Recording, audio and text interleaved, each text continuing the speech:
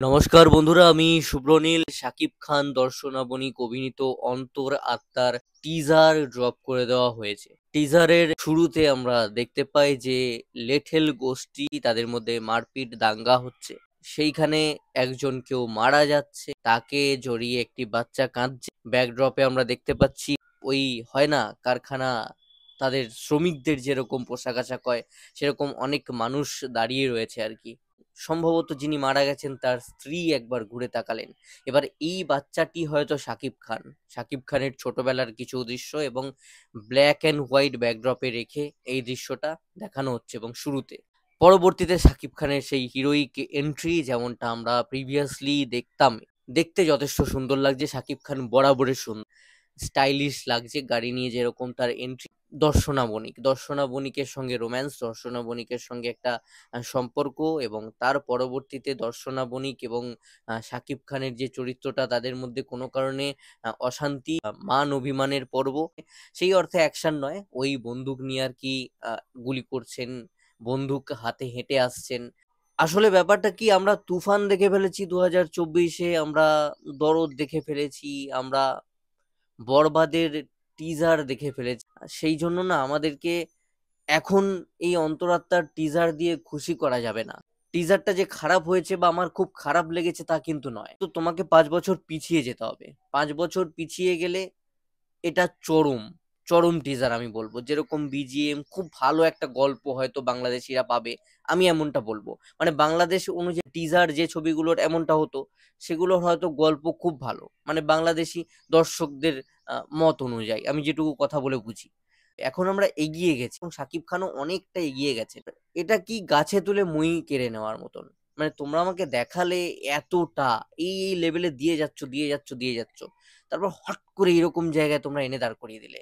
হয়তো একদম family centric গল্প হবে, যেরকমটা প্রিয়তমা ছিল সেই টাইপের, হয়তো ইমোশনাল। ইনফ্যাক্ট তোমরা যদি বরবাদ আর তুফানের সমস্ত গ্লিমসকে এক করো, সেখানে দরদ ছবিটাও কিন্তু কম্পিট করতে পারবে না, লড়তে পারবে না। দরদ ছবিরও যা যা গ্লিমস এসছে সেগুলো কোনো অংশেই এমন নয় যে তুফান বা বরবাদের গ্লিমস গুলোকে টেক্কা দিয়ে দেবে। সেখানে অন্তরাত্মার প্রশ্নই ওঠে না। প্রিয়তমার চেয়ে এই টিজারটা দেখে আমার একটু বেটার লাগলো। গল্প অনুযায়ী আমি জানি না, ছবি না দেখলে বলা যাবে না। যেরকম ভিজুয়ালস, যা অ্যাপ্রোচ পেয়েছি, তাতে আমার প্রিয়তমার চেয়ে একটু বেটারই লেগেছে। এবার ওই প্রিয়তমার আগের ফেজটা বা প্রিয়তমার সময় যদি প্রিয়তমার বদলে অন্তরাত্মা আসতো, হয়তো বিশাল বড় হিট হতো। সংলাপের যেরকম নিদর্শন পাচ্ছি, মানে আন্ডার এস্টিমেট যে শব্দটা আছে, আন্ডার এস্টিমেট শব্দটা পরিষ্কারভাবে উচ্চারণই করা হয়নি। এটা তো হয়, শিল্পীদের তো ফাম্বলিং হয়, অনেকগুলো শর্ট দেয়, এইগুলো এডিটে সংশোধন হয়। সিনেমা যেটা দর্শক দেখবে, তো সেখানে এরকম ভুল হয় কিভাবে? ফাম্বল শিল্পীদের হবে, সেটা বারবার শর্ট দিয়ে সুন্দর করতে হবে। পারফেক্ট যেটা হবে সেটাকে বেছে বাদ বাকিগুলোকে বাদ দিয়ে আমাদের সামনে, দর্শকদের সামনে আনা হয়। যদি ভুল উচ্চারণ হয়েছে তো সেটাকে পারফেক্ট ডিরেক্টরকে করিয়ে নিতে হবে, অ্যান্ড সেইটাকে টিজারে দেখাতে হবে বা সিনেমাতে রাখতে হবে। এখানে টিজারে যেহেতু এই আন্ডার এস্টিমেটটাকে এইভাবে উচ্চারণ আমরা দেখলাম, অর্থাৎ সিনেমাতেও কিন্তু আমরা এইভাবেই পাবো।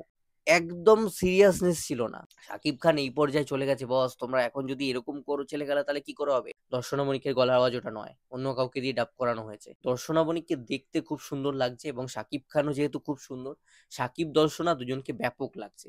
খুব ভালো এক্সপ্রেশনও দর্শনা মনিক দিয়েছেন এখানে। খুব হটকারিতায় ব্যাপারগুলো হচ্ছে একদম। তোমাদের ঈদ সামনেই, তার 2-5 দিন, 1 সপ্তাহের মধ্যেই সব ঘটনা ঘটছে। আবার অন্তরাত্মারও আর কি টিজার দিয়ে দেওয়া হলো, ঈদেই আসবে বলা হচ্ছে। তো তারা যখন ঈদে আসবে বলছে, তার মানে তারা জেনে শুনেই বলছে, তার মানে তাদের কনফিডেন্স আছে। তাহলে কি বরবাদ আসবে না কোনোভাবে? এই প্রশ্নটাও একটা চলে আসে। এবার যদি বরবাদ আর অন্তরাত্মা দুটোই চলে আসে, যেহেতু এরও ডেট অ্যানাউন্স করে দেওয়া হয়েছে, তাহলে একটা ছেলে খেলার পর্যায়ে পৌঁছে যাবে। অন্তরাত্মা মানুষ স্বাভাবিকভাবেই দেখতে যাবে না, বদনাম হবে শাকিব খানের। শাকিব খানের যে স্টারডাম আজকে রয়েছে, বরবাদ করার পর আরো বাড়তো। তো অন্তরাত্মাকে অন্য সময় আনাই যেত, এবং কোনো নোটিস নেই, উইদাউট নোটিসে টিজার ড্রপ করা হচ্ছে। হয়তো আজকে কালকে দেখবো ট্রেলার চলে আসবে, গান চলে আসবে রোজ, হয়তো দুবেলা দুটো গান আসবে। এইটা একটা সুপারস্টার মেগাস্টারের ছবির প্রমোশন এরকম ভাবে হয়? মানে হাস্যকর ঘটনা ঘটছে, লজ্জিত বোধ করছি আমি নিজে। আনুক না, নন ফেস্টিভ যে সময়টা রয়েছে সেই সময় অন্তরাত্মা আনুক, একটা ভালো ব্যবসা করে বেরিয়ে যাবে শাকিব খানের নামের জোরে। ফ্যামিলি সেন্ট্রিক সাধারণ গ্রামগঞ্জের মানুষ রয়েছে, যারা একটু ওই গল্প হবে একদম, বাড়ির মা বউ বান্ধবী সবাইকে নিয়ে যাবে সিনেমা হলে, তাদের জন্য এই ধরনের গল্প ঠিক আছে। কিন্তু ঈদ একটা উৎসব, সেই সময়টায় যেরকম একটা আশা আমাদেরকে দিয়ে দেওয়া হয়েছে আমরা বরবাদ দেখবো, দর্শক বরবাদ দেখবে ভেবে বসে আছে, সেই সময়টার জন্য এটা নয়।